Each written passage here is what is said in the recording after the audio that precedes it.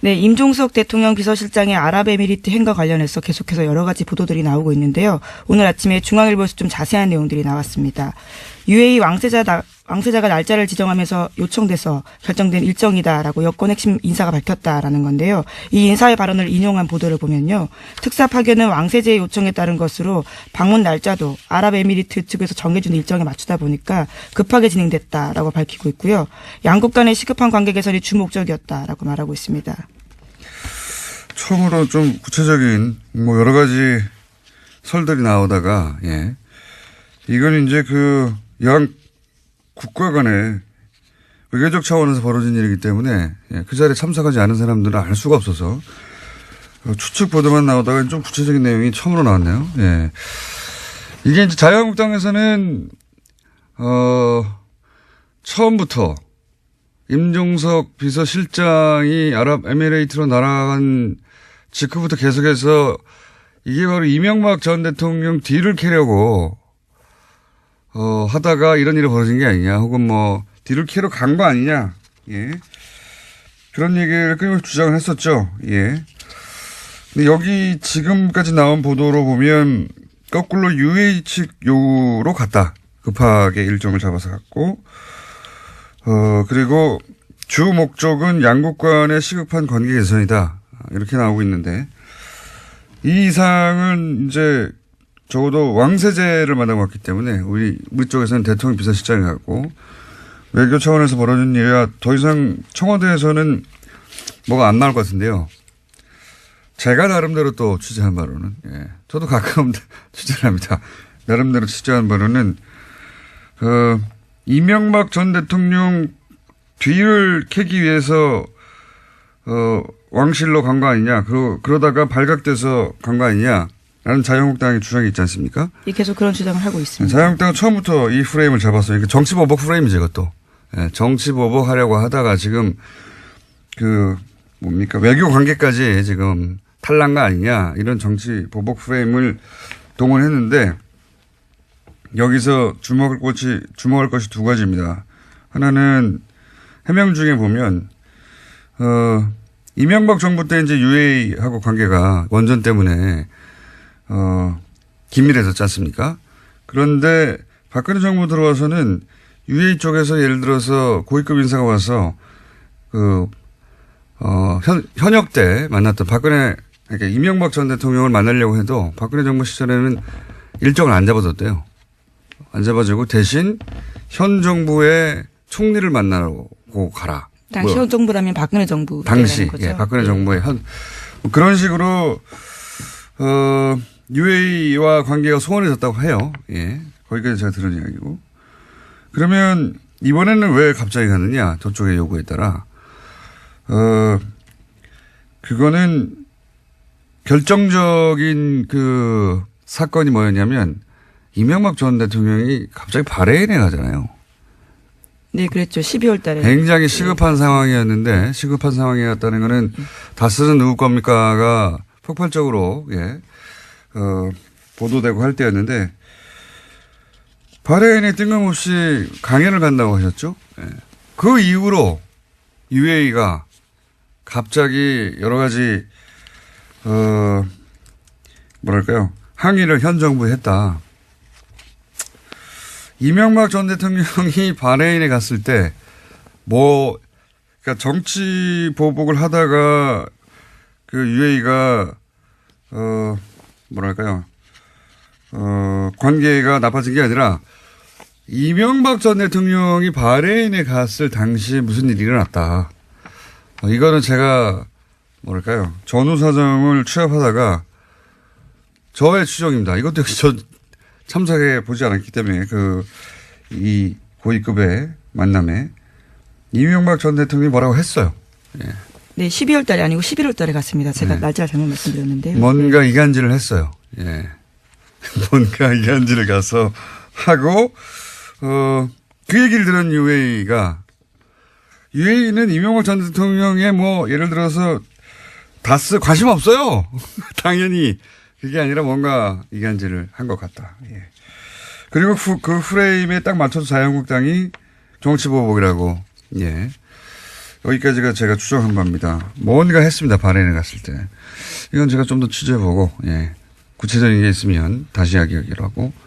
여간 언론에서 보도 안 되는 것 중에 하나가 이명박 전 대통령의 바레인 행. 전후에서 이런 일이 갑자기 벌어진 거거든요. 뒤로. 그때 뭘 했어요. 뭘 했어요, 아마. 본인이 살려고 뭘 한 것 같습니다.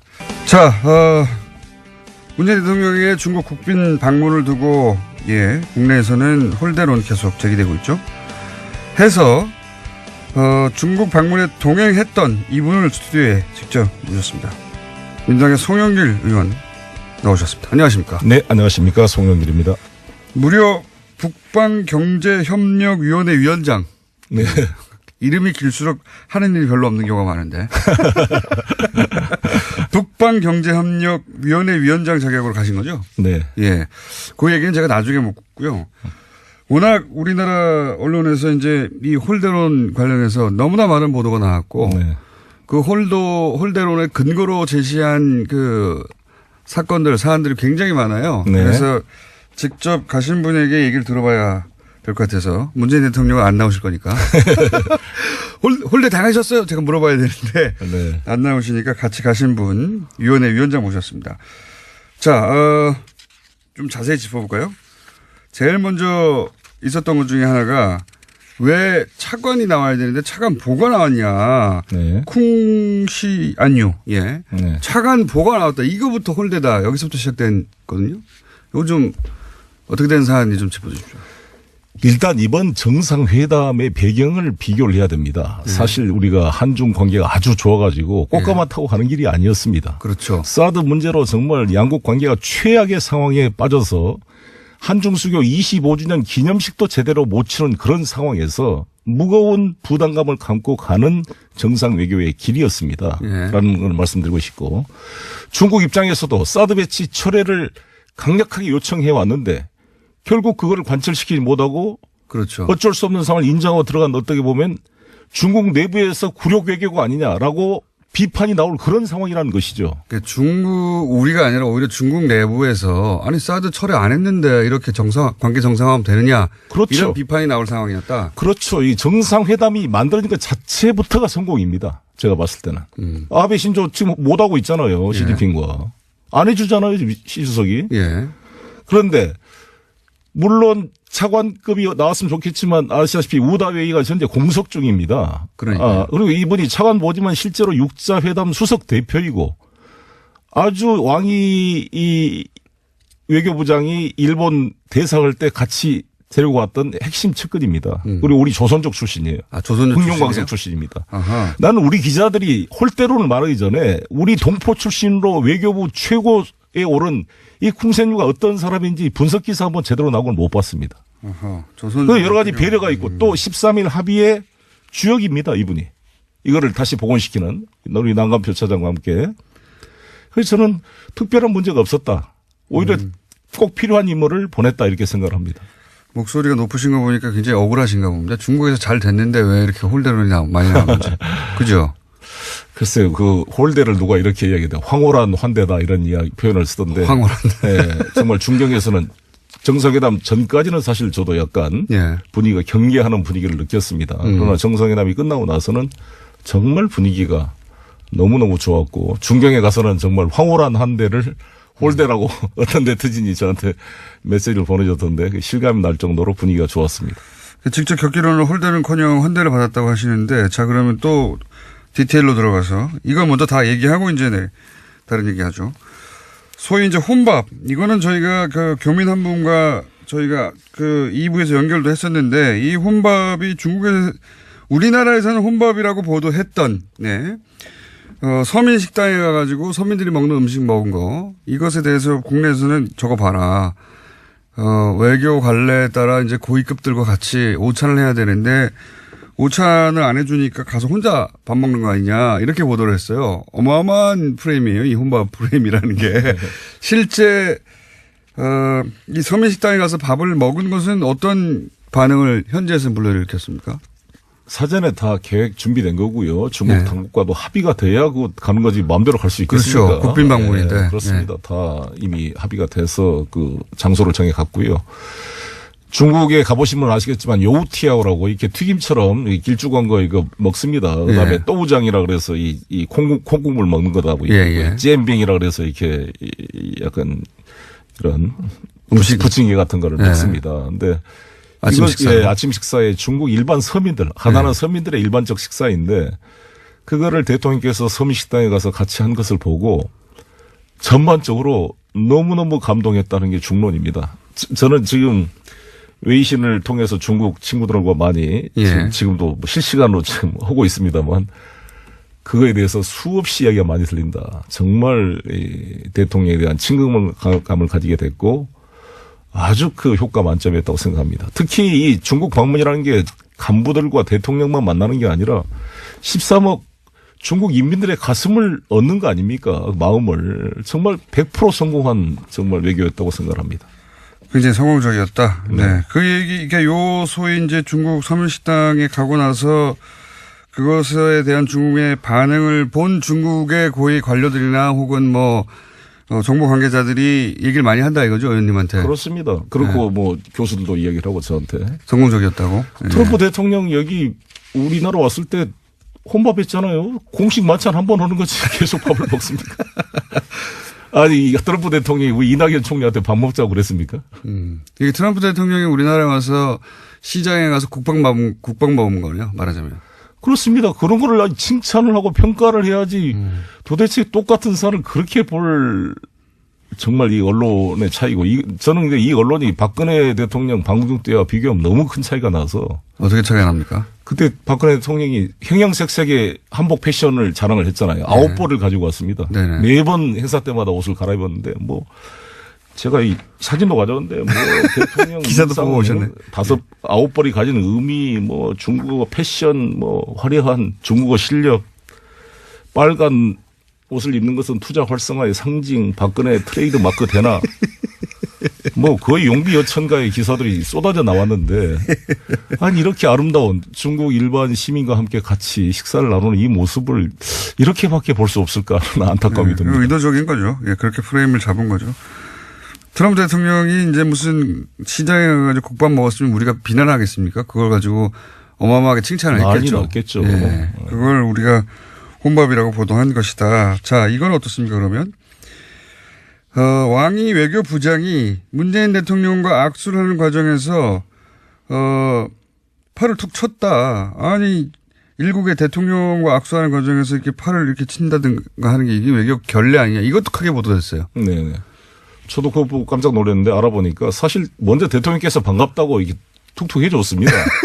근데 그걸 다 빼버리니까 일반 국민이 생각할 때 건방지게 왜 외교부 장관이 했나 이렇게 생각할 수 있는데 먼저 한 것에 대한 친근함의 표시였고 저도 시진핑 주석이 저를 치지는 않았는데 제가 먼저 그랬어요? 손 팔뚝꿈치를 이렇게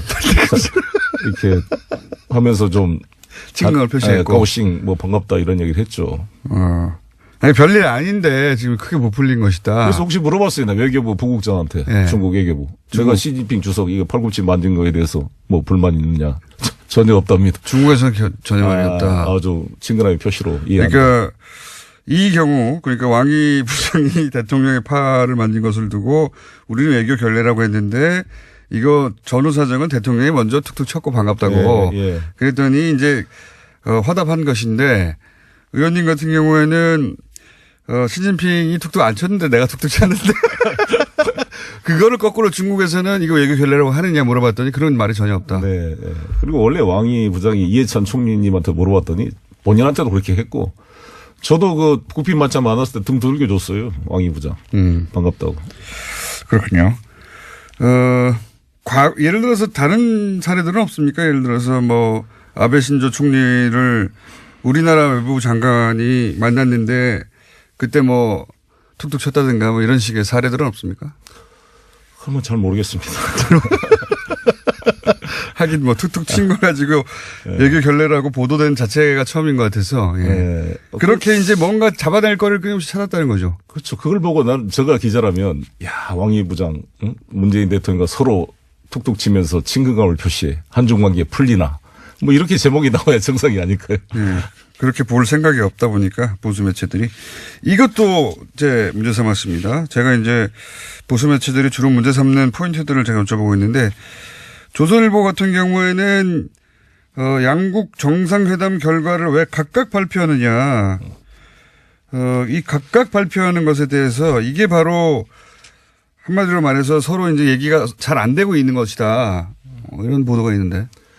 이런 국민들께서는 이런 배경을 알면 이해가 되실 겁니다. 뭐냐면 항상 우리 대통령께서 이번에 역지사지라는 표현을 썼습니다. 그런데 이것도 우리가 역지사지로 이제 보면 중국 입장에서는 시진핑 주석이 일관되게 사드 배치는 중국의 핵심적 이익을 침해하는 행위다라는 입장을 견지해 왔습니다. 반드시 철회해야 된다고 박근혜 대통령한테도 그랬고 황교안 총리한테도. 근데 이런 통보도 없이 바로 이게 배치되면서 외교적 참사가 발생한 거잖아요.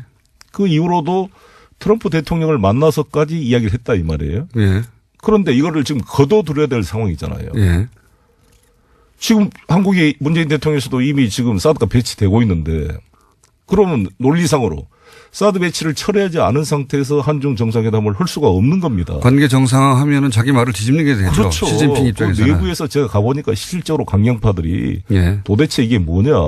아무 성과도 없이 왜 국빈 초청을 해서 이걸 하는 거냐. 중국 내부의 갈등은 오히려 시진핑 주석이 지금 국교 정상화, 뭐랄까요, 관계 정상화를 하는 이런 정상회담을 해주는 자체에 대한 불만이 있더라. 내부 여론이 당연히 있는 것이죠. 강경파. 그런 상황에서. 그런데 이거를 이제 공식적으로 성명서를 만든다 그러면 사드 이야기를 안 할 수가 있겠습니까? 이 사드를 또 언급하면 우리 언론이나 보수에 난리가 나지 않겠어요?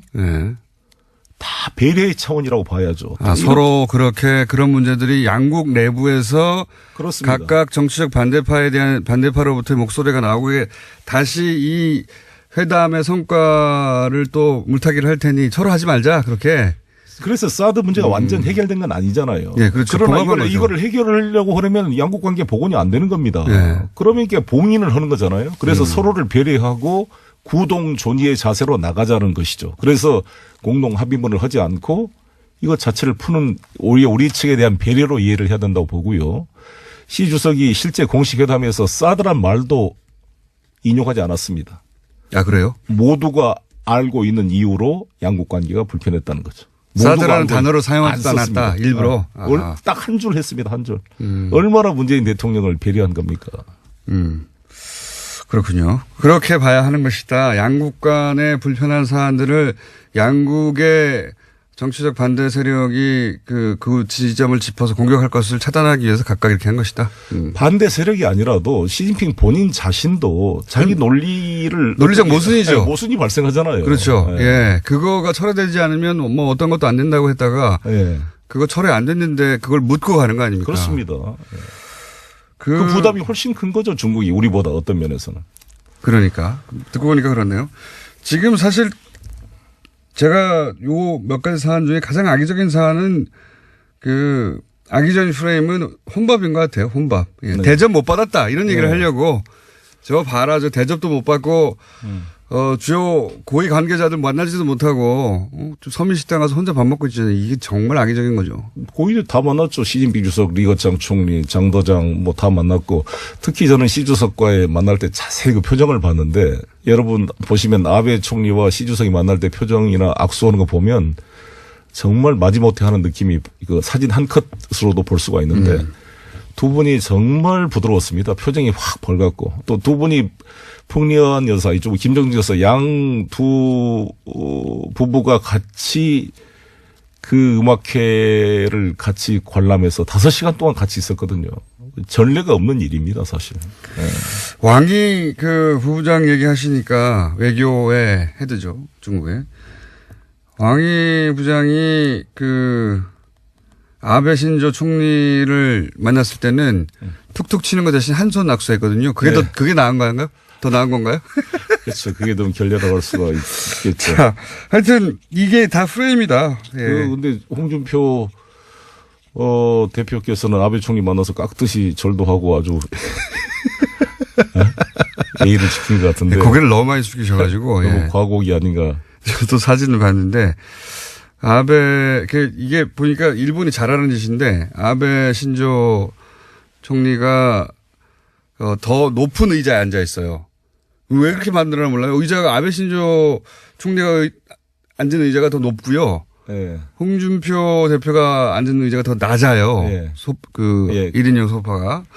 왜 이렇게 했나 싶은데 하여튼 일부러 그렇게 한 것 같고요. 그런 다음에 두 사람 인사할 때 아베 신조 총리는 의도적으로 고개를 거의 안 숙인 것 같고요. 일부러. 정세균 의장님이 그 아베 총리 만날 때 그렇게 돼 있었어요. 네. 김경호 실장 이야기 들어보니까 그거 하나면 안 만나겠다 해가지고 고쳤습니다. 의자를. 홍준표 대표가 자유한국당 밑에 간부들이 진정한 뭐 자주 외교, 당당 외교를 하면 그것부터 챙겼어야죠. 아, 그 의자를 똑같은 걸로 안 하면은. 안 만나겠다 그랬습니다. 저 정세균 의장 때는. 네. 왜냐하면 그렇게 자주 했거든요. 그렇습니다. 그래서 그걸 바꿔가지고 만났습니다. 아, 처음 알았네요. 근데 네. 홍준표 대표는 그걸 몰랐거나. 몰랐죠. 공부를 안 한 거죠. 밑에 혹은 요구를 참모들이. 안 했거나 알아도. 그렇죠. 그런 거네요. 네. 사진 한번 비교해 보시면 저도 그 의자가 유명해가지고 유심히 봤거든요. 이번에 바꿨나. 네. 안 바꿨더라고요. 그냥 낮은 의자에 앉아서. 그래서 사진을 찍어 놓으면 한 사람이 푹 꺼져 보여요. 네. 높이 보이고. 아베 총리는 이렇게 높은 자리에 앉아 있는 듯한 느낌을 주죠. 그렇습니다. 실제 사진. 그거 의도한 겁니다.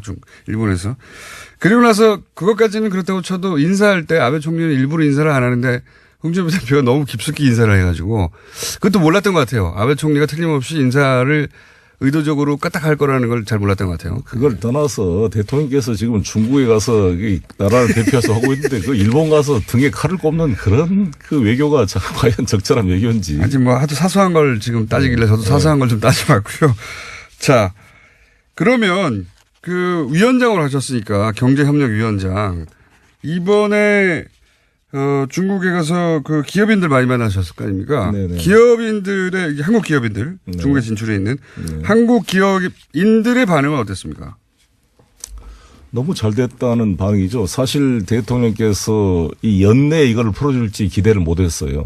다들 암울했습니다. 너무나 힘들고 그래서 뭐 이미 철수해서 베트남으로 간 분도 많았고 그런데 이렇게 연내에 방문을 해주니까 정 울려 그래요 정말. 뭐 감동에 젖어가지고 저 손을 잡고 너무 감사합니다 그러고. 그래요? 예. 과장하시는 거 아니고? 아닙니다. 진짜 정말 하도 홀대로 나오니까 지금 과장하러 나오신 거 아니에요? 그렇지 않습니다. 아니 입장을 바꾸라고 생각해도 자기가 수백억을 투자해서 지금 사업을 하고 있는데 예. 안 팔려봐요. 얼마나 힘들겠어요. 정기선 현대자동차 그 부회장 만났더니 한 30% 이상 매출이 이제 줄어가지고 엄청 어려웠잖아요. 현대차가. 근데 대통령께서 직접 중경까지 가셨으니 감동할 수밖에 없죠.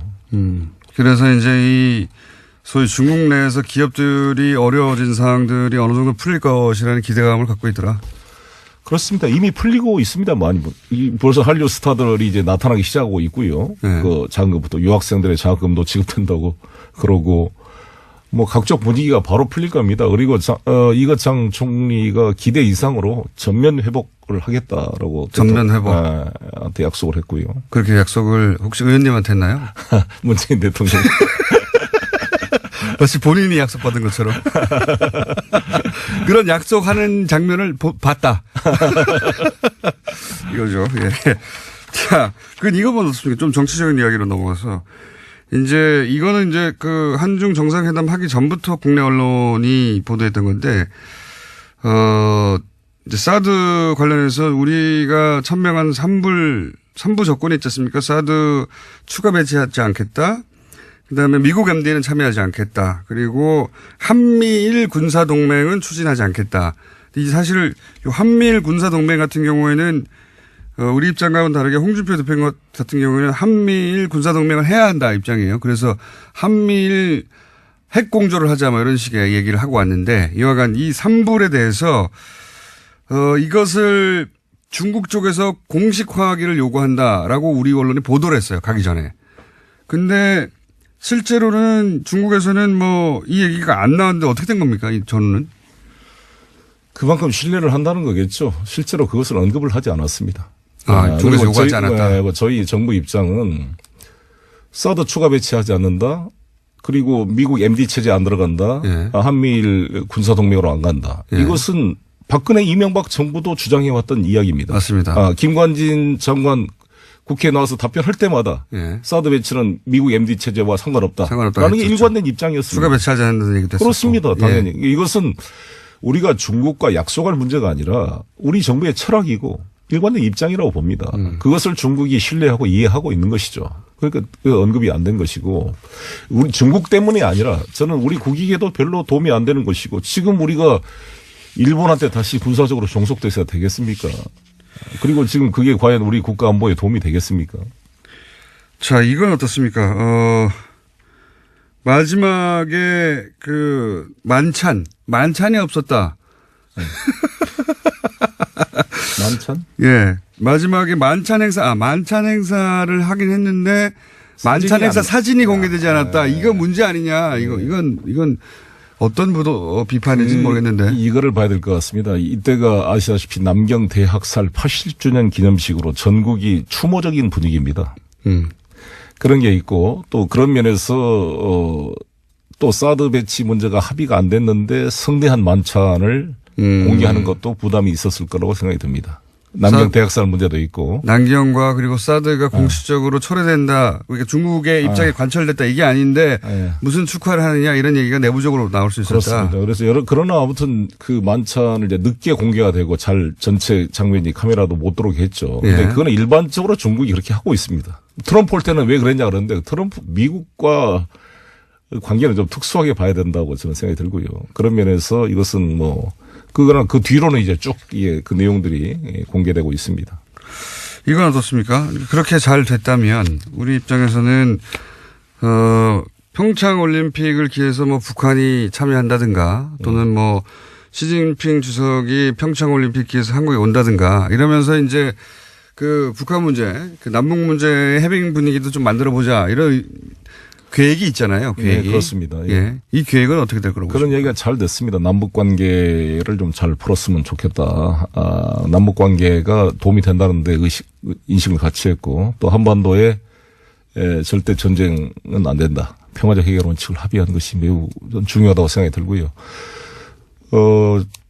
동계올림픽 참석하는 문제는 3월 3일부터 평창올림픽입니다. 평창 동계올림픽 참석하는 문제는 3월 3일부터 양회라 그래서 전인대와 정협이 열리게 됩니다. 네. 그러니까 우리로 말하면 국회가 열리는 것이죠. 그리고 정부가 구성이 됩니다. 지난번 19차 전당대회는 당 주석을 뽑은 것이고요. 그렇기 때문에 중국이 정치 일정이 매우 바쁩니다. 그래서 우리 대통령께서 이번에 연말 안에 방문하신 것도 평창을 배려해서 한 면도 있고 또 양회 전에 해야겠다는 그런 의도가 있었던 겁니다. 그런데 시진핑 주석이 본인이 참석 여부를 검토하겠지만 만약 안 되더라도 최고위층을 보내겠다 이렇게 성의를 보여줬고 저는 이제 분위기를 잘 만들면 또 마지막 폐막식 때는 차기 개최국의 대표로서 오실 수 있다고 생각합니다. 북한과는 어떻게 됩니까? 북한과의 관계는 우리가 직접 풀어내야죠. 제 말은 지금 평창 올림픽에 북한이 선수단을 안 보낸다 뭐 이런 얘기가 있는데. 그런 여러 가지 가능성은 우리 예측할 수 없는 요소가 있기 때문에요. 그걸 잘 관리하려고 지금 노력을 하고 있는 것이고요. 근데 중국은 생각보다 북한에 대한 지금 카드가 별로 없습니다. 북한과 중국이 우리가 생각한 것과 다르게 완전 최악의 지금 관계에 빠져 있거든요. 중국과 북한의 관계가. 그래서 중국의 말을 듣지 않습니다. 원래 북한이. 원래 잘 안 들어요. 사실. 원래 안 들었는데 지금 뭐 또 최악인 상황이고요. 그래서 중국을 통해서 북한을 움직이거나 압박하거나 해서 북한의 변화가 있을 가능성이 그렇게 높지 않다 이렇게 보시면. 그렇습니다. 미국이 움직일 수밖에 없습니다. 저는 북핵 문제 해결은 당사자는 미국이라고 봅니다.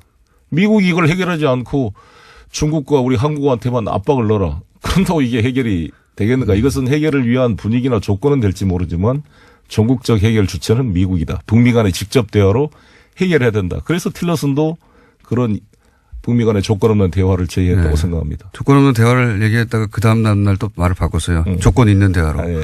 예. 또 바꾸겠죠. 이거 몇 번 바꿔 왔다 갔다 했기 때문에 시간이 이제 중국 분위기는 어땠다는 건 알겠습니다. 그러면 제가 마지막 질문인데요. 오늘은 시간이 다 돼서 하도 짜잘한 것들을 10일 만에 넣어서 짜잘한 걸 많이 여쭤봤는데 우리 언론들이 왜 이렇게 홀대로운 프레임에 올인하는 거라고 보십니까? 한중 관계가 안 되기를 바라는 사람들이 있는 것이죠. 그래서 중국 언론들이 자살골 넣지 말아라. 우리 동아시아컵 4대1로 우리 팀이 이기는데 말이죠. 왜 자살골을 넣으려 그러냐고요, 이게.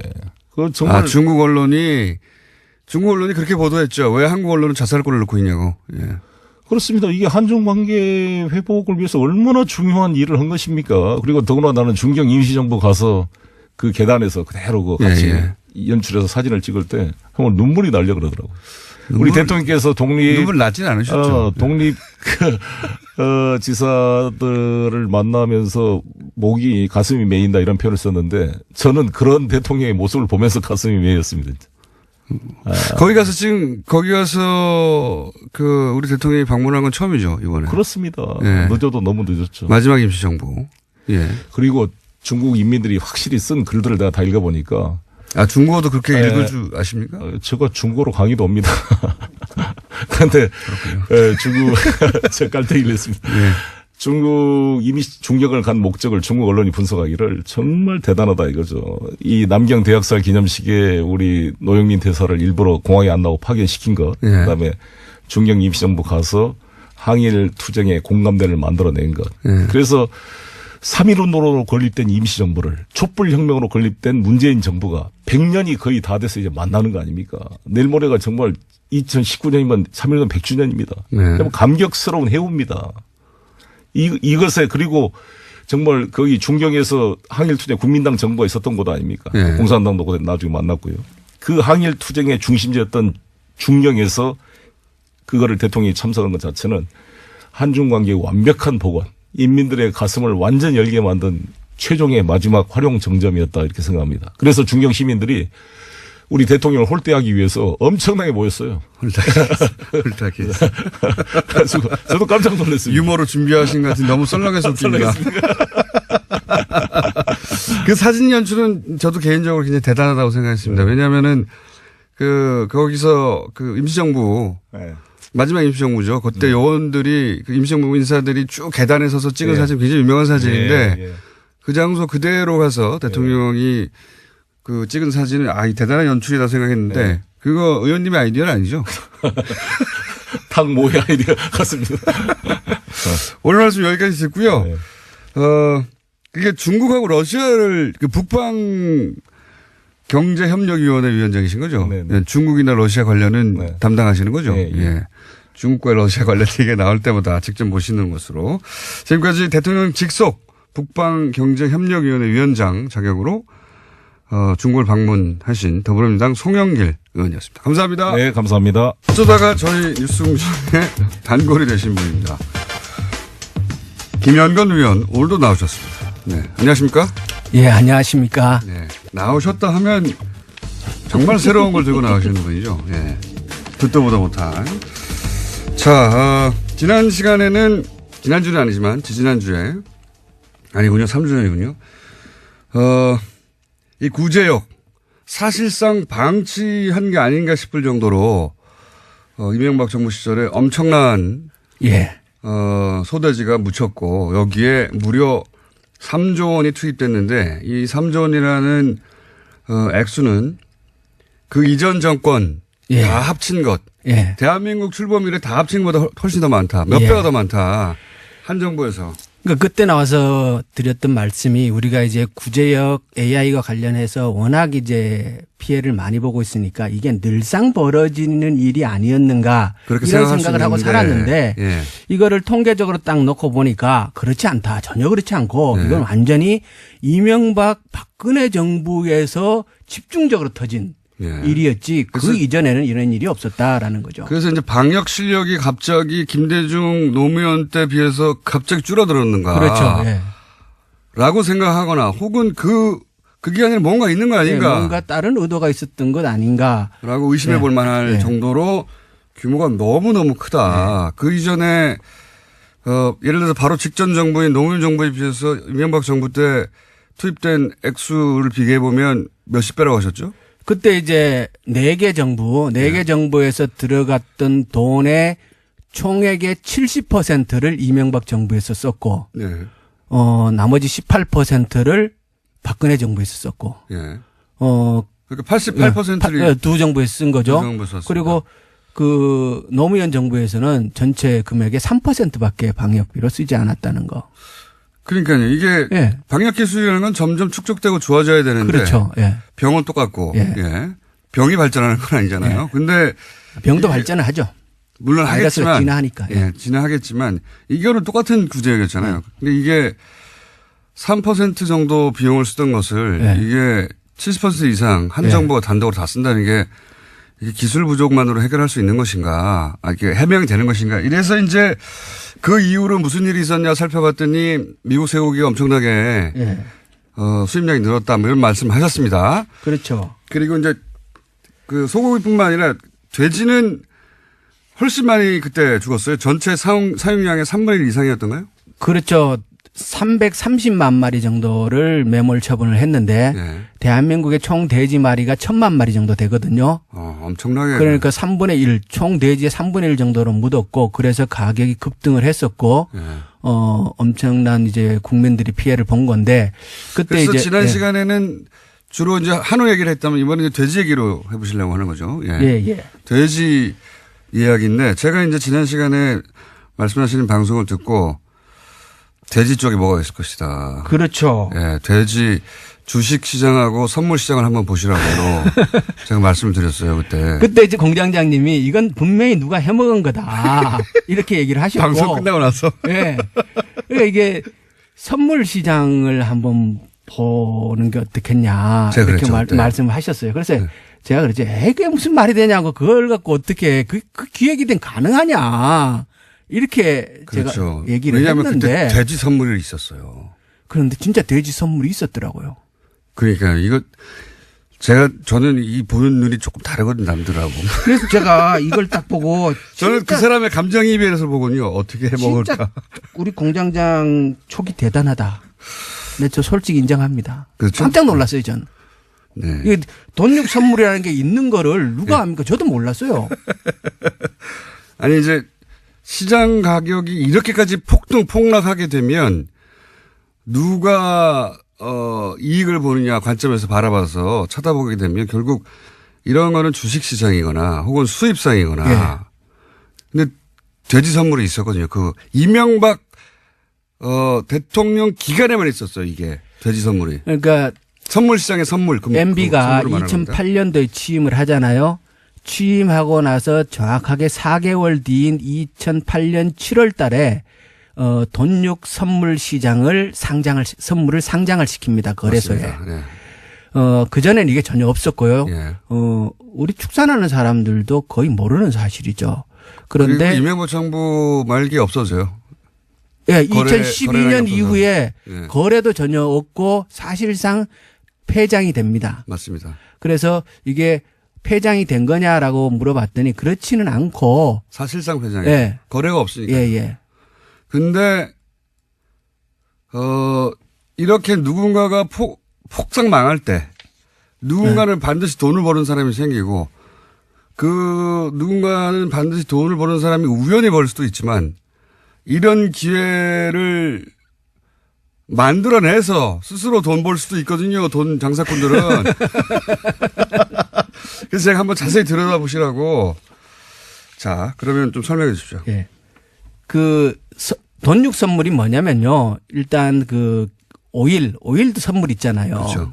뭐 6개월치, 1년치 이런 식으로 선물이 있는데 마찬가지예요. 돈육도 돼지를 키우는 사람이 매번 팔 때마다 이걸 어떻게 팔아야 되느냐를 고민할 수가 없잖아요. 네. 그러니까 내가 6개월 뒤에 생산될 거를 먼저 시장에 내놓고 파는 거죠. 네, 미리 파는 겁니다. 네, 미리 파는 거예요. 예, 그래서 선물이죠. 예. 예. 그리고 육가공 업체도 가공 업체는 계속 가공을 해야 되지 않습니까? 예. 그런데 내일 가공할 거를 오늘 가서 맨날 사가지고 가공할 수는 없잖아요. 예. 그러니까 3개월 뒤, 6개월 뒤에 내가 가공할 원료를 미리 사놓는 거죠. 네. 그래서 서로의 필요에 의해서 이 시장이 형성되는 거고 이렇게 하면 서로 간에 안정적인 공급이 확보되는 거니까. 원래 목적은 그거죠. 예. 예. 가격의 급등락에 대비해서 위험의 회피 수단이 되는 거죠.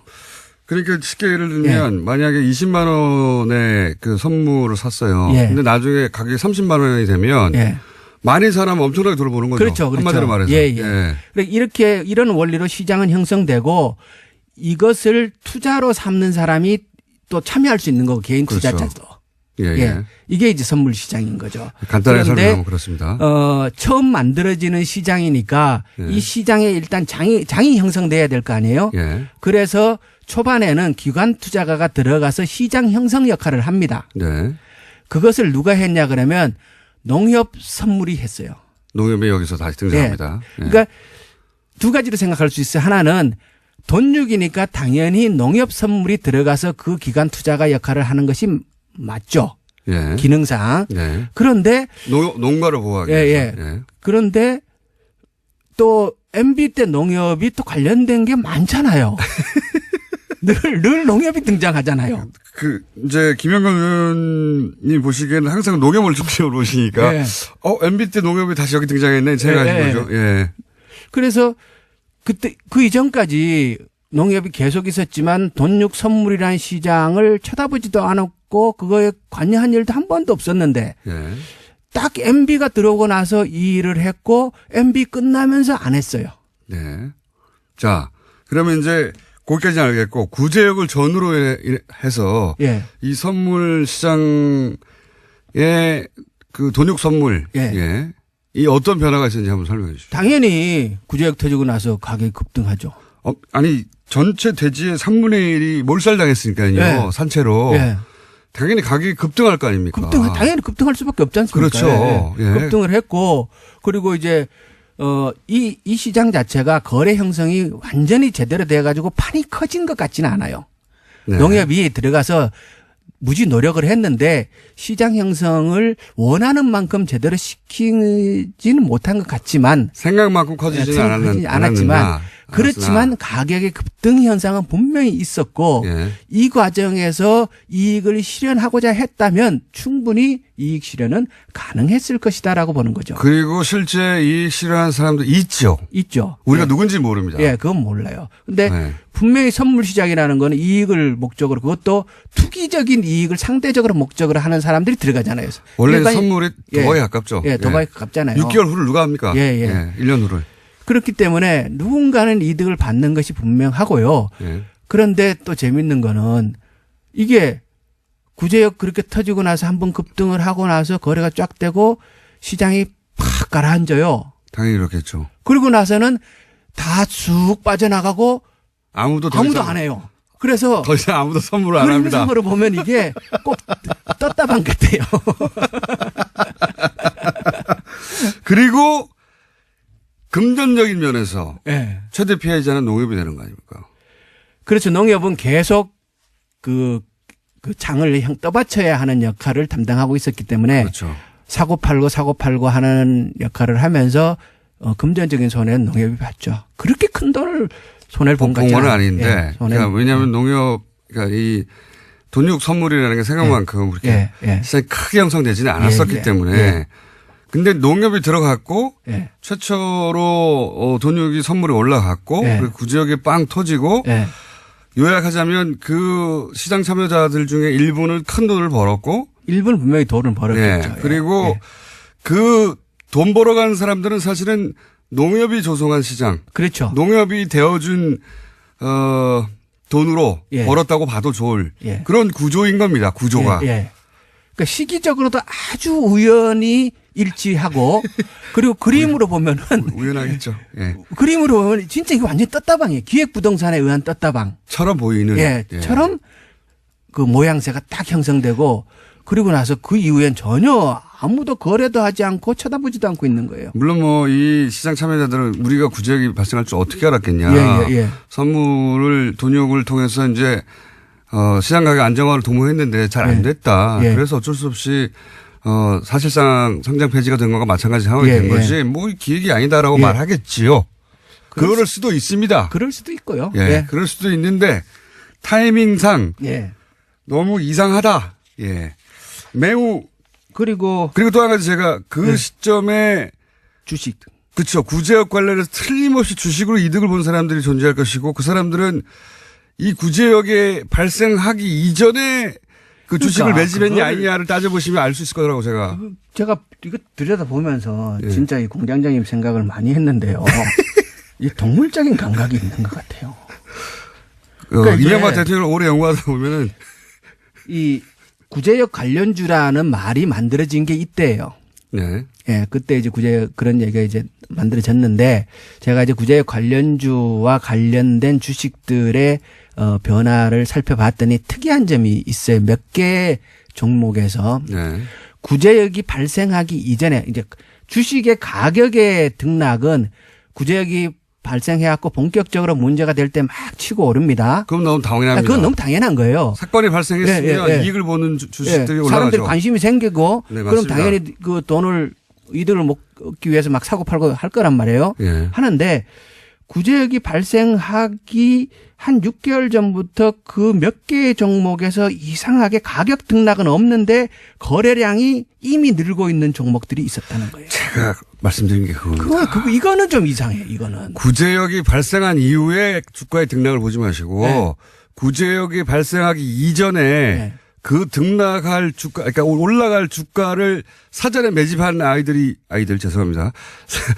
사전에 매입한 흐름이 있을 것이다. 그걸 찾아보시면 누가 관련이 있는지 알 수가 있다라. 그러니까 주로 이제 구제역 관련주라는 그 회사들이 예. 그 수입육 이렇게 업체들 예. 대형 업체 그 업체나 백신 관련 그렇죠. 업체나 당연히 백신 가격 올라가고 그리고 구제역이 발생하면 상대적으로 그 소비가 늘어날 닭고기 예. 이런 쪽이 이제 혜택을 받죠. 예, 그렇죠. 특히 그래프나 이렇게 보면은 가장 상대적으로 혜택을 본 쪽은 닭고기 쪽이에요. 네. 예. 돼지고기가 너무 비싸지고 예. 대체고기로 닭고기가 나오고 예. 뭐 이런 그 구제 관련주들이 급상승했어요 예. 당시에. 예. 그런데 그 중에 몇 개의 종목에서 네. 매집해 사전에 조용하게 계속 거래량이 늘어나 있는 현상이 분명히 신기하죠. 신기해요. 구제역이 알 걸 어떻게 알고. 네. 둘 중에 하나죠. 엄청난 예지력과 운 예. 아니면 이상한 거죠. 예. 그런 게 있죠. 예. 예, 있어요 분명히. 그런 흐름이 있습니다. 그런 흐름에 그래서 이제 지난 시간에는 어쩔 수 없는 구제역이 자연재해처럼 발생했고 그것이 이명박 정부 시절에 엄청나게 파묻었는데 실력이 부족인가 참 이상하다. 너무 많다. 근데 이제 그 결과적으로는 어쨌든 누가 의도했든 아니든 그렇게 많이 소가 죽고 한우 농가가 줄어들고 하면서 쇠고기 수입이 엄청 늘었다. 그게 지난 시간이고 이번에는 이제 돼지는 어떤가? 그러니까 이제 역대 정부상 실력의 차이가 참 컸었고 예. 그리고 이게 MB 때 집중적으로 구제역으로 인한 피해가 있었다. 예. 그런데 이것이 혹시라도 의도된 것이 아닌가라는 의심을 말씀을 하셨는 거고. 그러니까 너무 많이 네. 묻은 거 아닌가. 그래서 전혀 아닐 거라는 어찌 인간이 그럴 수가 있겠는가라는 관점에서 강력한 부정을 하면서도 들여다보기는 봤는데 보니까 예. 이게 더 이상해지는 것 같더라고요. 흐름이 있긴 있죠. 뭔가 입증하기는 그냥 어렵습니다. 이게 뭐 추측을 하지 않더라도 팩트만 정리를 해봐도 뭔가 이거 어떻게 알고 이랬지? 네. 예, 그런 점은 분명히 있더라는 사실. 네. 그걸 이제 보고하시러 오신 거죠. 오늘은 이상한 거 발견했다. 예, 예. 예. 그러면 이런 것도 비교해 주십시오. 실력 부족 탓인가 혹은 뭐 의도적인가를 가눌 때 예. 갑자기 그 방역 실력이 전 정부에서는 높다가 그 다음 정부에서 갑자기 떨어지고 갑자기 올라가고 그럴 수 없지 않습니까? 그러니까 이제 비교를 단순하게 해 주시면요. 오늘 이제 어젯밤에 조사를 해봤어요. 예. 그러니까 작년 이 시점을 비교해서 작년에 우리가 이제 AI 때문에 참 홍역을 치렀잖아요. 예. 작년 이 시점에 우리가 매몰 처분한 닭 수가 1,900만 마리를 묶고 있었더라고요. 작년에. 예. 900만 마리. 그래서 올해는 우리가 몇 마리를 묶고 있는가? 10초밖에 안 남았습니다. 17만 마리를 묻었어요. 닭은 한 마리도 안 묻고 오리만 묻었어요. 그래서 결론. 대통령이 바뀌니까 닭도 행복하다. 김영건 의원이었습니다. 예, 고맙습니다. 특별히 근래 들어서 그 관심을 갖고 있는 뭐 사안들이 있나요? 우리 사회에? KBS 정상화요? 네. 네, 1등 국민 공영방송으로서의 어떤 위상을 빨리 되찾길 바랍니다. 네. 배우 정우성 씨가 KBS 뉴스에 출연해서 돌발적으로 한 이 발언이 화제죠. 예. 생방송 중에 나온 이 발언 이외에도 KBS 노조에 따로 또 응원 영상을 보냈다고 하는데요. 그 일부도 좀 들어보시겠습니다. 안녕하세요. KBS 새노조 조합원 여러분, 배우 정우성입니다. KBS가 공영방송으로서 참 많은 실수를 했습니다. 그로 인해서 시청자는 상처받고 외면당하고 또 그로 인해 시청자는 KBS를 외면하고 이제는 무시하는 처지까지 다다른 것 같습니다. 하지만 공영방송의 정상화를 위해서 함께 싸워나가는 것은 멋지고 응원받아야 될 일이라고 생각합니다. 지치지 마세요. 여러분은 혼자가 아닙니다. 힘내세요! 자, 정우성 씨 이런 발언이 어떻게 나왔는지 현재 KBS 상황은 어떤지 잠시 짚어보겠습니다. KBS 영화 담당 김비치라 기자 잠시 연결해 보겠습니다. 안녕하세요. 네, 안녕하세요. 네. 정우성 씨가 이제 KBS 뉴스 인터뷰 중에 KBS 정상화를 이야기해서 화제가 되는데 이 발언이 나온 전후 배경을 아십니까? 네, 사실 저희도 깜짝 놀랐습니다. 그러니까 그 뉴스 출연이 정우성 씨가 친선대사로 있는 유엔 난민기구 얘기를 하는 걸로 오래전에 잡힌 스케줄이었다고 해요. 네. 그래서 그날 정우성 씨가 KBS 안으로 들어왔는데 보도국 스튜디오가 텅 비어 있어서 너무 충격을 받았다. 이렇게 얘기를 하시더라고요. 아마 저희가 비슷한 시간에 밖에서 집회도 하고 있었고 보도국 기자들 책상에 전단지들이 다 붙여져 있었거든요. 파업 중이라는. 그래서 아마 분위기를 더욱 느꼈을 것 같은데. 사전에 부탁을 한 게 아니라는 거죠. 그렇습니다. 그러니까 사실 저희가 몰랐던 게 누군가 부탁을 하지도 않았고 사전에 주제가 논의된 것도 아닌데 스튜디오에 들어가서 생방에 이런 말을 한다는 거. 굉장히 용기가 필요한 일이잖아요. 정우성 씨가 이런 생각을 가지고 들어가서 말할 기회가 있으면 해야겠다 하셨는데 요즘 관심을 가지고 있는 주제가 무엇이냐 해서 바로 말씀하셨다고 합니다. 그야말로 정말로 준비된 것이 아니라 그날 현장에 가서 본인이 돌발적으로 그 발언을 하신 거군요. 네, 제가 영화 담당 기자를 하면서 정우성 씨 인터뷰를 했었을 때 느낀 게 발언을 하기 전에 굉장히 신중하게 생각을 한다는 거였거든요. 그래서 개념 배우라는 것도 여러분들도 다 알고 계시겠지만 이런 용기를 내준 덕분에 저희 파업이 좀 길어지고 있어서 다들 힘들어하고 있었는데 아주 큰 힘이 됐죠. 그 정우성 씨 또 다른 영상도 저희가 일부 오늘 좀 전에 이거는 이제 못 보신 분들이 많을 텐데 저희가 그 영상을 받아서 일부 들려드렸는데 이 영상은 어떻게 만들어진 거 아십니까? 만들어졌는지? 저희가 광화문 광장에서 240시간 동안 조합원들이 이어서 릴레이 발언을 했었습니다. 지금은 마무리가 된 상태인데요. 정우성 씨가 광화문 릴레이 발언을 직접 보셨대요.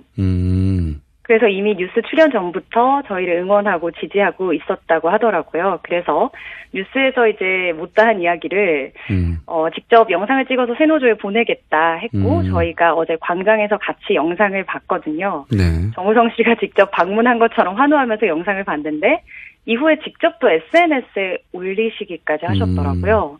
그래서 그간 좀 파업에 무관심하셨던 일반 분들도 보시고 응원을 많이 해주셔서 또 새로운 힘을 얻고 또 동력을 얻은 기분으로 있습니다. 정우성 씨를 한번 저희가 뉴스 공장에서 초대해야 되겠습니다. 그리고 어제 정우성 씨가 오늘 나오셨어야 하는데 제가 나와서 그게 단박에 섭외가 안 되더라고요. 좀 도와드려 보겠습니다. 네. 특히 그 영상 보면서 조합원들이 박수 치는 장면도 제가 봤는데, 네. 조합원들 환호성이 굉장히 컸고, 특히 여성 조합원들 환호성은 더 컸던 걸로 제가 기억합니다. 네. 그럴 수밖에 없겠죠. 자, 현재 파업이 며칠째입니까? 오늘로 110일째를 맞았습니다. 길죠. 110일, 예. 네. 제가 파업 전에는 아침 뉴스 준비하느라고 매일 새벽 4시쯤에 출근을 해서 7시 반에 생방송을 들어갔기 때문에 이 아침 시간에 주민분들 출근하시는 거 볼 일도 없었고 인사할 일도 없었어요. 근데 요즘에는 이제 오전에 엘리베이터를 타면 일 그만두셨어요? 물어보셔서 파업 중입니다 하면 아, MBC에서 일하시구나. KBS 파업은 아예 모르는 거죠, 잘. 예, 맞습니다. 네, 그래서 그럴 때마다 MBC가 부럽더라고요. 파업이 이슈가 되는 게. 그리고 이제 또 정상화가 되니까 더 많이 관심 가져주셔서, 아, 저희가 110일 동안 좀 상대적으로 무관심 속에서 진행을 했었다. 그런데 오늘 이렇게 애청자가 많은 뉴스공장에서 불러주셔서 짧게나마 얘기를 할 수 있어서 좋습니다. 그렇게 오래 또 기다리니까 정우성 씨가 나와서 한마디 해주시고, 이렇게 잭팟이 터졌지 않습니까? 자, 그러면은, KBS 이사진 청문회 상황은 어떤지 한번 짚어볼까요? 지금 어디까지 와 있습니까? 네, 그러니까 저희 업무 추진비를 사적으로 유용한 강규형 이사에 대해서 원래대로라면 오늘 방통위에서 청문회가 열릴 예정이었어요. 그래서 제가 오늘 연결하기도 한 겁니다. 그런데요. 그런데 그저께 예. 자유한국당 의원들이 방통위에 갑자기 항의 방문을 갔더라고요. 그러고 나서 그 뒤에 방통위가 애매모호한 입장을 보이더니 이 오늘로 예정된 일정을 5일 미뤄서 다음 주로 넘어갔거든요. 아, 그렇군요. 이렇게 되면 연내 해임 의결이 안 될 수도 있죠. 그래서 저희는 이 감사원으로부터 해임 권고를 받아서 적법하게 진행되는 절차인데 방통위가 KBS 문제를 과연 심각하게 받아들이고 있었던 것인가 큰 의문이 들고 있는 상황이고요. 근데 이렇게 기다린 이상 저희는 이제 고대영 사장이 퇴진할 때까지 그게 뭐 연내가 됐던 연초가 됐던 흔들림 없이 함께 간다는 게 공통된 의견입니다. 그 청문회 이후에는 바로 해임 절차에 들어갈 수 있는 거죠. 청문회가 열리면 적어도. 그렇습니다. 그러니까 방통위 전체회의에서 해임 건의안이 의결이 되면 대통령에게 이제 결정권이 돌아가고요. 예. 그렇게 되면 강규영 이사가 해임된 자리를 이제 구여권과 구야권 이사가 현재와는 다르게 역전이 되기 때문에 네. 그렇게 되면 방송법에 따라서 이사장을 교체하고 고대영 사장을 해임하는 절차로 넘어갈 수가 있죠. 그렇군요. 근데 그게 연내에 완료될 줄 알았는데 자유한국당의 항해 방문으로 이게 연기가 된 상황이다. 그래서 5일 후로 연기됐다. 이런 거죠, 현재. 그렇습니다. 예. 그 업무 추진비 부당 사용의 내용은 그 애견 카페 맞죠?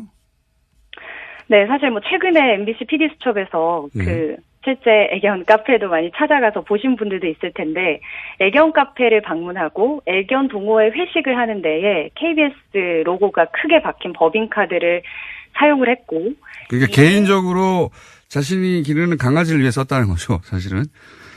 그렇습니다. 그리고 뭐 방송 보신 분들도 아시겠지만 KBS 법인카드를 강아지를 위해서 사용하는 것에 대해서 그 애견 동호 회원들에게 직접 나는 우리 가족들 몰래 KBS에서 나오는 돈이 있으니까 강아지 키우는 거다. 이렇게까지 이제 공식 발언을 했었고 그래서 또 저희에게 제보가 들어온 그런 사례도 있었고요. 이렇게 사용한 게 벌써 300만 원이 넘습니다. 자, 그 강규영 이사에 대한 해임 권고가 오늘 원래 해임 권고 받아서 이제 청문회가 이루어지기로 했었는데 청문회는 5일 연기된 상태입니다. 그동안 그 KBS 공영방송으로 기능을 제대로 못했다고 하는 시민의 질타가 많이 있었습니다. 여기 대해서 지금 파업을 110일째 이어가고 있는 구성원으로서 시청자들에게 하고 싶은 말 있으십니까? 파업을 하면서 방송의 힘이 참 크구나 이런 걸 느끼고 있습니다. 저희가 밖에 나와서 KBS 문제에 관심 좀 가져주세요라고 외치고 있을 때 저희도 뉴스공장을 포함해서 언론에서 우리 이야기를 다뤄줬으면 네티즌들이 우리에게 관심을 가져줬으면 하는 바람인데 지금까지 도움이 필요하다고 느끼셨던 분들이 저희가 그들의 이야기를 듣지 않았을 때 어떤 심경이었을까 느끼고 있고요. 이제라도 바꾸지 않으면 안 된다라는 절박함으로 파업을 하고 있습니다. KBS 안 보면 되지 않느냐, 볼 게 얼마나 많은데라는 분들도 계신데 여러분의 수신료로 만드는 뉴스가 정말 제대로 만들어지면 어떨까 기대를 저버리지 않으셔도 좋고요. 끝까지 포기하지 않아주셨으면 좋겠습니다. 알겠습니다. 여기까지 듣겠습니다. 오늘 말씀 감사합니다. 네, 감사합니다. 네, 지금까지 110일째 파업을 하고 있는 KBS 세노조 소속의 김미치라 KBS 기자였습니다. 정우성 씨를 뉴스공장으로 불러서 투샷을 찍는 건 공장장 자살행위 아니에요? 맞긴 하죠. 예, 그런 문자가 막 쇄도하네요. 예, 사람들 참 너무하네요. 자, 그 외에 돼지 살처분 뒤에 선물 시장도 있었다니. 이거 정말 상상하기 힘든 일이죠. 예. 그리고 김현건 의원님에게 문자가 많이 왔습니다. 로또도, 농협에서 로또도 하니까 로또도 봐주세요. 등등. 많은 문자가 김현건 의원 방송 시간에 왔고요. 네. 제주는 김어준이 부리고 방송은 손석희가 한다. 자, 이런 문자들 많이 왔습니다. 네. 그리고 정우성 씨 저희가 한번 취재해 보겠습니다. 근데 섭외가 쉽지 않은 분이라 된다고 하면 TBS 모든 여성 PD 그리고 기자들이 뉴스공장 달려오지 않을까 스튜디오로 제가 다 맡겠습니다. 그분들. 공지사항이 하나 있는데요. 제가 다음 주 뉴스공장을 5일 동안 비웁니다. 그래서 당연히 저희가 양지열 변호사를 대타로 염두에 두고 있었는데 지금 양지열 변호사가 시선 집중형으로 팔려가 가지고 대타의 대타를 저희가 구했습니다. 누군지 궁금하시죠? 지금 잠깐 다음 주 대대타 임시공장장 연결해 보겠습니다. 안녕하세요. 안녕하세요, 김정정님. 네, 이정열 전 판사님이 생애 최초로 대대타 생방송 진행하시게 된 소감을 잠깐 말씀해 주십시오. 이게 원래 뉴스공장 나오라고 하실 때 보통 아침 6시 반에 연락하셔가지고 7시 20분에 하자고 하셨거든요, 보통. 네. 근데 그래도 별로 안 떨렸는데 사전에 연락을 주셨는데 되게 떨리는데요. 예, 대대타. 예. 뭐 소감이랄 건 다른 건 없고 이게 뉴스공장이 위계질서가 상당히 잘 돼 있다. 이 대타로 변호사님이 돼 있는데 변호사님이 안 되니까 이제 사무장으로 왔구나. 자, 다음 주 월요일부터 다음 주 금요일까지는 대대타 이정열의 뉴스공장이 펼쳐집니다. 기대해 주십시오. 혹시 남다른 각오 있으면 제가 15초 드릴 테니까 각오를 말씀해 주십시오. 각오랄 건 없고 어차피 워낙 공장장님께서 훌륭하게 하셨으니까 저는 이제 권한대행일 뿐이니까 원래 권한대행이 법적으로 새로운 사업을 할 수는 없고 현상 유지를 잘해야 되는 거거든요. 네. 현상 유지에 힘쓰고 그리고 공장장님께서 평소에 하시듯이 헌법에 나와 있는 대로 뉴스공장의 주권은 청취자에게 있고 모든 권력은 청취자로부터 나온다 이 생각으로 임해보겠습니다. 저는 그런 생각을 하고 있지 않습니다. 저는 내 맘대로 해야지 이렇게 생각. 그러니까. 자, 지금까지 대대타 다음 주 월요일부터 뉴스공장 대대타를 진행하실 법무법인 동안의 사무장 이정열 전 부장판사였습니다. 고맙습니다. 저도 내년에 뵙겠습니다. 안녕. 고맙습니다. 가진 의미, 중국어 패션, 화려한 중국어 실력, 빨간 옷을 입는 것은 투자 활성화의 상징, 박근혜 트레이드 마크 되나? 거의 용비어천가의 기사들이 쏟아져 나왔는데, 이렇게 아름다운 중국 일반 시민과 함께 같이 식사를 나누는 이 모습을 이렇게밖에 볼 수 없을까 하는 안타까움이 듭니다. 의도적인 거죠. 그렇게 프레임을 잡은 거죠. 트럼프 대통령이 이제 무슨 시장에 가서 국밥 먹었으면 우리가 비난하겠습니까? 그걸 가지고 어마어마하게 칭찬을 했겠죠. 많이 났겠죠. 그걸 우리가 혼밥이라고 보도한 것이다. 자, 이건 어떻습니까, 그러면? 왕이 외교부장이 문재인 대통령과 악수를 하는 과정에서, 팔을 툭 쳤다. 일국의 대통령과 악수하는 과정에서 이렇게 팔을 이렇게 친다든가 하는 게 이게 외교 결례 아니냐. 이것도 크게 보도됐어요. 네네. 저도 그거 보고 깜짝 놀랐는데 알아보니까 사실 먼저 대통령께서 반갑다고 이렇게 툭툭 해줬습니다. 그걸 다 빼버리니까 일반 국민 생각할 때 건방지게 왜 외교부 장관이 했나 이렇게 생각할 수 있는데 먼저 한 것에 대한 친근함의 표시였고 저도 시진핑 주석이 저를 치지는 않았는데 제가 먼저 그랬어요? 손 팔뚝꿈치를 이렇게 하면서 좀 친근함을 표시했고 가오싱 반갑다 이런 얘기를 했죠. 별일 아닌데 지금 크게 못 풀린 것이다. 그래서 혹시 물어봤어요. 나 외교부 부국장한테 중국 외교부. 제가 시진핑 주석 이거 팔꿈치 만진 거에 대해서 불만 있느냐. 전혀 없답니다. 중국에서는 전혀 없다. 아주 친근함의 표시로 이해합니다. 그러니까 이 경우 왕이 부장이 대통령의 팔을 만진 것을 두고 우리는 외교 결례라고 했는데 이거 전후 사정은 대통령이 먼저 툭툭 쳤고 반갑다고.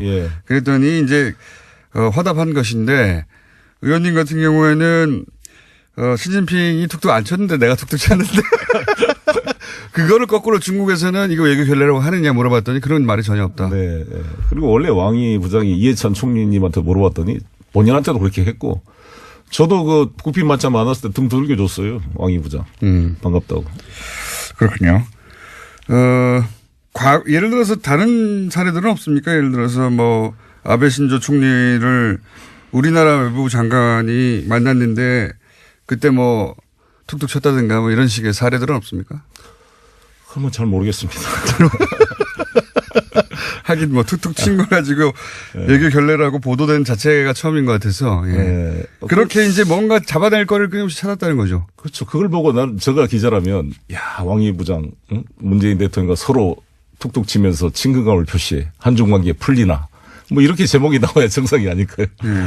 그렇게 볼 생각이 없다 보니까 보수 매체들이 이것도 제 문제 삼았습니다. 제가 이제 보수 매체들이 주로 문제 삼는 포인트들을 제가 여쭤보고 있는데 조선일보 같은 경우에는 박근혜 정부의 그런 식으로 UAE와 관계가 소원해졌다고 해요. 예. 거기까지 제가 들은 이야기고.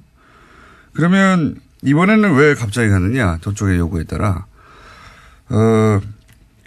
그거는 결정적인 그 사건이 뭐였냐면 이명박 전 대통령이 갑자기 바레인에 가잖아요. 네, 그랬죠. 12월 달에. 굉장히 시급한 상황이었는데 시급한 상황이었다는 거는 다스는 누구 겁니까가 폭발적으로 보도되고 할 때였는데 바레인에 뜬금없이 강연을 간다고 하셨죠. 예. 그 이후로 UAE가 갑자기 여러 가지 뭐랄까요 항의를 현 정부에 했다. 이명박 전 대통령이 바레인에 갔을 때 그러니까 정치 보복을 하다가 그 UAE가 뭐랄까요 관계가 나빠진 게 아니라 이명박 전 대통령이 바레인에 갔을 당시에 무슨 일이 일어났다. 이거는 제가 뭐랄까요 전후 사정을 취합하다가 저의 추정입니다. 이것도 역시 저 참석해 보지 않았기 때문에 이 고위급의 만남에 이명박 전 대통령이 뭐라고 했어요. 예. 네, 12월 달이 아니고 11월 달에 갔습니다. 제가 네. 날짜 잘못 말씀드렸는데요. 뭔가 이간질을 했어요. 예. 뭔가 이간질을 가서 하고 그 얘기를 들은 UAE는 이명박 전 대통령의 뭐 예를 들어서 다스 관심 없어요. 당연히 그게 아니라 뭔가 이간질을 한 것 같다. 예. 그리고 그 프레임에 딱 맞춰서 자유한국당이 정치보복이라고. 예. 여기까지가 제가 추정한 바입니다. 뭔가 했습니다. 바레인에 갔을 때. 이건 제가 좀 더 취재해보고 예. 구체적인 게 있으면 다시 이야기하기로 하고. 여간 언론에서 보도 안 되는 것 중에 하나가 이명박 전 대통령의 바레인 행 전후에서 이런 일이 갑자기 벌어진 거거든요. 뒤로. 그때 뭘 했어요. 뭘 했어요, 아마. 본인이 살려고 뭘 한 것 같습니다. 자, 문재인 대통령의 중국 국빈 방문을 두고, 국내에서는 홀대론 계속 제기되고 있죠. 해서, 중국 방문에 동행했던 이분을 스튜디오에 직접 모셨습니다. 민주당의 송영길 의원 나오셨습니다. 안녕하십니까? 네, 안녕하십니까. 송영길입니다. 무려 북방경제협력위원회 위원장. 네. 이름이 길수록 하는 일이 별로 없는 경우가 많은데.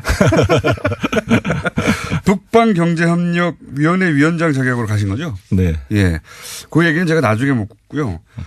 워낙 우리나라 언론에서 이제 이 홀대론 관련해서 너무나 많은 보도가 나왔고, 네. 그 홀대론의 근거로 제시한 그 사안들이 굉장히 많아요. 네. 그래서 직접 가신 분에게 얘기를 들어봐야 될 것 같아서 문재인 대통령은 안 나오실 거니까 홀대 당하셨어요? 제가 물어봐야 되는데 네. 안 나오시니까 같이 가신 분 위원회 위원장 모셨습니다. 자, 좀 자세히 짚어볼까요? 제일 먼저 있었던 것 중에 하나가 왜 차관이 나와야 되는데 차관 보가 나왔냐? 네. 쿵시 안유, 예, 네. 차관 보가 나왔다. 이거부터 홀대다. 여기서부터 시작된 거든요. 이거 좀 어떻게 된 사안인지 좀 짚어주십시오.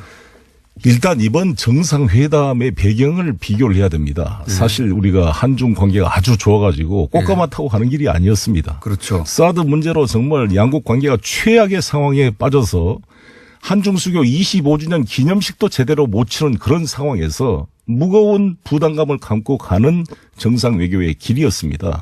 라는 걸 말씀드리고 싶고, 중국 입장에서도 사드 배치 철회를 강력하게 요청해 왔는데 결국 그거를 관철시키지 못하고, 그렇죠, 어쩔 수 없는 상황을 인정하고 들어간, 어떻게 보면 중국 내부에서 굴욕 외교가 아니냐라고 비판이 나올 그런 상황이라는 것이죠. 우리가 아니라 오히려 중국 내부에서 아니 사드 철회 안 했는데 이렇게 관계 정상화하면 되느냐. 그렇죠. 이런 비판이 나올 상황이었다. 그렇죠. 이 정상회담이 만들어진 것 자체부터가 성공입니다. 제가 봤을 때는. 아베 신조 지금 못하고 있잖아요. 시진핑과. 안 해주잖아요. 시 주석이. 그런데 물론 차관급이 나왔으면 좋겠지만 아시다시피 우다웨이가 현재 공석 중입니다. 그리고 이분이 차관 보지만 실제로 육자회담 수석 대표이고 아주 왕이 이 외교부장이 일본 대사할 때 같이 데리고 왔던 핵심 측근입니다. 그리고 우리 조선족 출신이에요. 흑룡광석 출신입니다. 아하. 나는 우리 기자들이 홀대론을 말하기 전에 우리 동포 출신으로 외교부 최고에 오른 이 쿵센유가 어떤 사람인지 분석 기사 한번 제대로 나온 걸 못 봤습니다. 그 여러 가지 배려가 있고 또 13일 합의의 주역입니다. 이분이. 이거를 다시 복원시키는 우리 난감표 차장과 함께. 그래서 저는 특별한 문제가 없었다. 오히려 꼭 필요한 인물을 보냈다 이렇게 생각을 합니다. 목소리가 높으신 거 보니까 굉장히 억울하신가 봅니다. 중국에서 잘 됐는데 왜 이렇게 홀대론이 많이 나오는지. 그죠? 글쎄요, 그 홀대를 누가 이렇게 이야기해요. 황홀한 환대다 이런 이야기 표현을 쓰던데. 황홀한. 네, 정말 중경에서는 정상회담 전까지는 사실 저도 약간 분위기가 경계하는 분위기를 느꼈습니다. 그러나 정상회담이 끝나고 나서는 정말 분위기가 너무너무 좋았고 중경에 가서는 정말 황홀한 환대를 홀대라고 어떤 네티즌이 저한테 메시지를 보내줬던데 실감이 날 정도로 분위기가 좋았습니다. 직접 겪기로는 홀대는커녕 환대를 받았다고 하시는데 자 그러면 또 디테일로 들어가서 이거 먼저 다 얘기하고 이제 다른 얘기하죠. 소위 이제 혼밥 이거는 저희가 그 교민 한 분과 저희가 그 2부에서 연결도 했었는데 이 혼밥이 우리나라에서는 혼밥이라고 보도했던 서민 식당에 가가지고 서민들이 먹는 음식 먹은 거 이것에 대해서 국내에서는 저거 봐라. 외교 관례에 따라 이제 고위급들과 같이 오찬을 해야 되는데 오찬을 안 해주니까 가서 혼자 밥 먹는 거 아니냐 이렇게 보도를 했어요. 어마어마한 프레임이에요. 이 혼밥 프레임이라는 게. 실제 이 서민식당에 가서 밥을 먹은 것은 어떤 반응을 현지에서는 불러일으켰습니까? 사전에 다 계획 준비된 거고요. 중국 당국과도 합의가 돼야 가는 거지 마음대로 갈 수 있겠습니까? 그렇죠. 국빈 방문인데. 그렇습니다. 다 이미 합의가 돼서 그 장소를 정해 갔고요. 중국에 가보시면 아시겠지만 요우티아오라고 이렇게 튀김처럼 길쭉한 거 이거 먹습니다. 그다음에 또우장이라 그래서 이 콩국물 먹는 거다고 잼빙이라 그래서 이렇게 약간 이런 음식 부침개 같은 거를 먹습니다. 근데 아침 식사에 중국 일반 서민들 가난한 서민들의 일반적 식사인데 그거를 대통령께서 서민식당에 가서 같이 한 것을 보고 전반적으로 너무너무 감동했다는 게 중론입니다.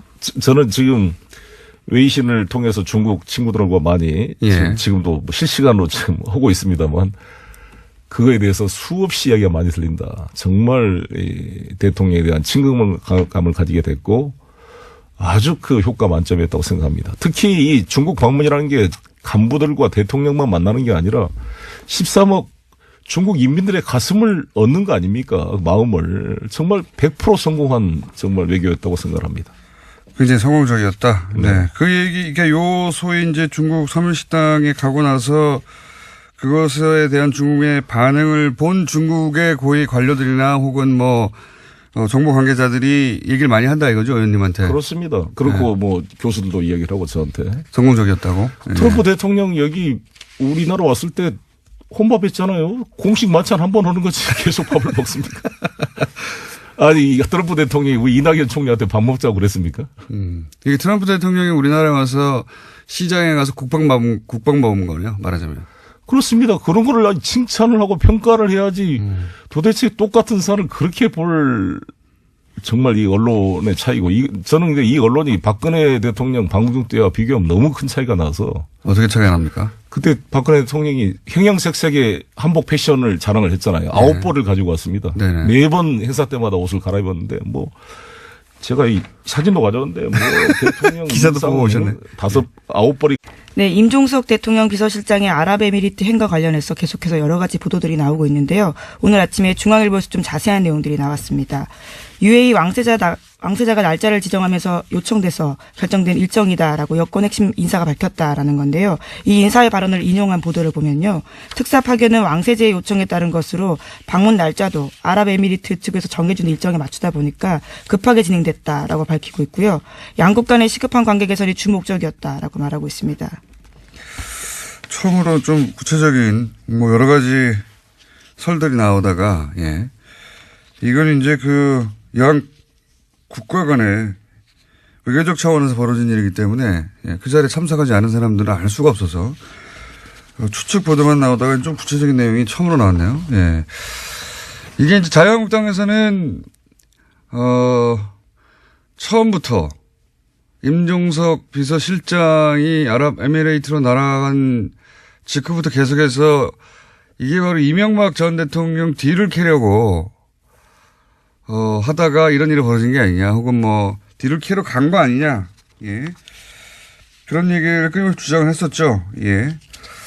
근데 여기 지금까지 나온 보도로 보면 거꾸로 UAE 측 요구로 갔다. 급하게 일정을 잡아서 갔고, 그리고 주 목적은 양국 간의 시급한 관계 개선이다. 이렇게 나오고 있는데, 이 이상은 이제 적어도 왕세제를 만나고 왔기 때문에 우리 쪽에서는 대통령 비서실장이 갔고, 외교 차원에서 벌어진 일이라 더 이상 청와대에서는 뭐가 안 나올 것 같은데요. 제가 나름대로 또 취재한 바로는, 예. 저도 가끔 취재를 합니다. 나름대로 취재한 바로는, 이명박 전 대통령 뒤를 캐기 위해서, 왕실로 간 거 아니냐. 그러다가 발각돼서 간 거 아니냐. 라는 자유한국당의 주장이 있지 않습니까? 계속 그런 주장을 하고 있습니다. 자유한국당은 처음부터 이 프레임을 잡았어요. 정치보복 프레임이죠, 이것도. 예, 정치보복 하려고 하다가 지금 외교 관계까지 지금 탈난 거 아니냐. 이런 정치보복 프레임을 동원했는데, 여기서 주목할 것이 두 가지입니다. 하나는 해명 중에 보면, 이명박 정부 때 이제 UAE하고 관계가 원전 때문에, 긴밀해졌지 않습니까? 그런데 박근혜 정부 들어와서는 UAE 쪽에서 예를 들어서 고위급 인사가 와서 현역 때 만났던 그러니까 이명박 전 대통령을 만나려고 해도 박근혜 정부 시절에는 일정을 안 잡아줬대요. 안 잡아주고 대신 현 정부의 총리를 만나고 가라. 당시 현 정부라면 박근혜 정부. 당시.